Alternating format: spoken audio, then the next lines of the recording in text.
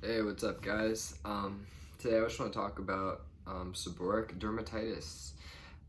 So I'm not a doctor, I'm not an expert in any way, shape, or form. I'm just a sufferer of seborrheic dermatitis.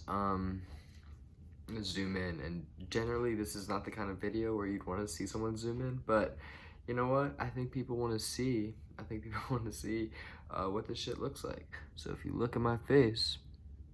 It's kind of hard to tell right now, but you see there's like definitely some redness, discoloration on my face right now. One big trouble spot, if I'll show you, if you can just see it here. On the side of my face, yeah, just like that patch. It's interesting that that patches, and you know what, honestly, it's probably just because I keep my facial hair out a little bit, and I think the seborrheic dermatitis disease fungi thing just found its way to my beard. Or if you can call this a beard. Um, that definitely is, I think, where this all started and how it got really and how it like began. But one thing I noticed was that I guess it was once, so I guess it was before I went to work, and I had this dry spot on the side of my face, and I was like, well, that's terrible, that's crappy, but I just put my normal moisturizer on it.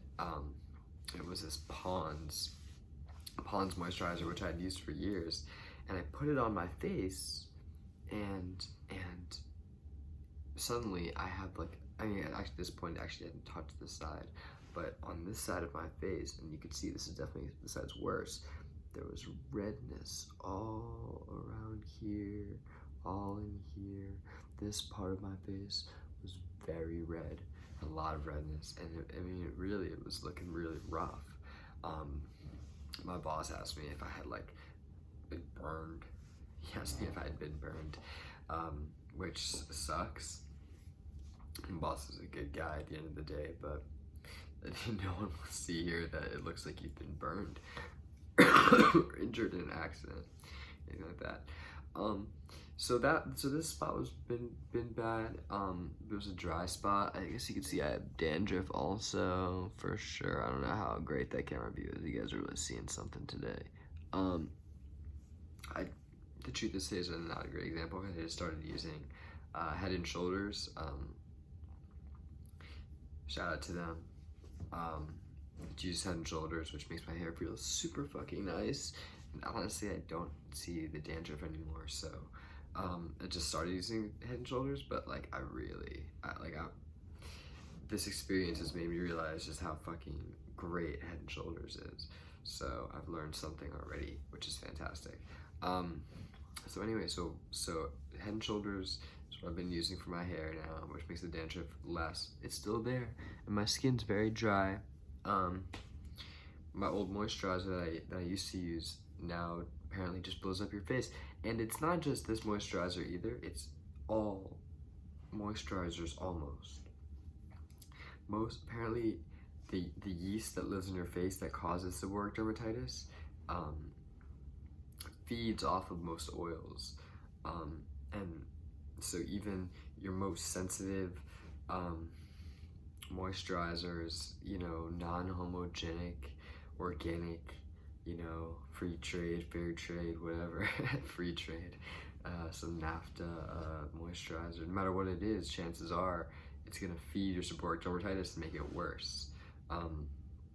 So the options are pretty limited when it comes to moisturizing your face, but you definitely need to do it.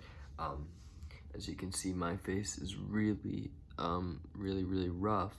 It's because I don't have, I haven't been moisturizing, just because I'm learning all this information right now. You're part of my journey. So yeah, seborrheic dermatitis has caused my face to just look extremely dry. My friend said it looked like grip tape on a skateboard. So you know, that one hurt. Actually, it looked like grip tape, and I was like, oh, I'm gonna use Pond's, and then my face blew up. So fuck you, Floofy. I'm gonna edit that part out. Maybe I won't. Definitely gonna hurt my chance of getting any sponsorships. Money. So So Pond's doesn't work anymore. Apparently Aquaphor, Vaseline, if you want to use these kind of things, make you look like you run a marathon all the time, look like a sweaty person. But it will lock in moisture and it won't irritate your seborrheic dermatitis. So it's something to look into. Definitely as a cheap option. They also have a lot more expensive options that are a little more glamorous. I know Neutrogena has one I think it's entirely oil free. They have some that have oils in them. So that's how you want to moisturize your face. What I've been using to treat the seborrheic dermatitis itself is actually this honey right here. It's Aunt Sue's raw honey. That's the one that I went with. I think there was another one that's like more popular. It was also a little more expensive, and apparently any raw honey works. And I'm not in this to spend all my money. So yeah, so what I've been doing, I'll just show this again, whatever. I've been just dabbing it on my hand and spreading it like all over my face. I don't put any water with it. I saw somewhere online there was some sort of study where people they did like 9 parts honey, 1 part water. Whatever, dude. Just do all parts honey at that point. Because if you, I did one time. I tried to dilute it. And I put a little too much water in it, and it was just like this is just like basically water. Because it's pretty hard to measure that out. Just smear honey all over your face. Just make sure you're not going anywhere. It's lucky that this is a disease that hits in the wintertime generally. Because I feel like if you put this shit on your face in the summertime, you have like a swarm of bees just following you, basically wherever you go. So I wouldn't do that. Unless that's what you're into, unless you really like bees. Maybe you should put this shit on your face in the summertime, even if you don't have seborrheic dermatitis. No, so that's what I've been doing. I'm putting it on my face for 3 hours and just rinsing it off. And I definitely think I've been seeing results from it. I mean, it's hard to tell at this point. I've been doing this for 2 days. You guys are pretty early on in my journey, but so that's how I'm going with that. So I have my treatment to the seborrheic dermatitis itself. There's an antifungal agent in the honey, antibacterial, antifungal properties of this raw honey.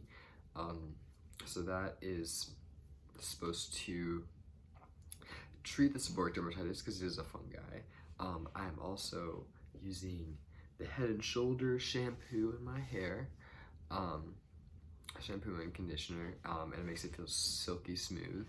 And it's been doing its work. So I got my scalp working. I actually apparently put that shit on my face too, because it works on face hair also. So I've been putting it on my face hair also. I've been using the honey, and now I'm investing in a moisturizer. They have these oil-free ones. I think for now I'm just gonna use Vaseline, just be cheap and look like I'm sweaty. Because honestly, if you've got seborrheic dermatitis, you haven't been looking good for a little while. So I think you can go not looking so good for a little while longer. And you could just say like, hey, I've been working, I've been hustling hard. People maybe on the bus will stand further away from you, or if you're on the train, they'll give you some more space, which maybe that's a luxury, so being sweaty isn't always a bad thing. Think of it that way. And then finally, just overall diet is also a big part of this. I mean, this is an inflammatory illness at the end of the day, inflammatory disease. So if you eat, a lot of carbs, a lot of sugar, if you do a lot of red meat, anything that's gonna cause inflammation, that's definitely gonna make everything appear worse, which is something that so obviously I would avoid that. So I guess there's a few angles to go about this from, and I think for my advice, or what I'm doing to treat it so far, is to sort of attack it from all angles. I'm trying to heal my skin itself, make that better. I'm trying to change the way I eat. I'm trying to make sure I'm not feeding the seborrheic dermatitis. That's really important. So all these things is I think important to making seborrheic dermatitis sort of crawl back into its little hole, and just getting rid of it overall is just the goal. So I'm gonna keep you guys updated on on to how this is going for me.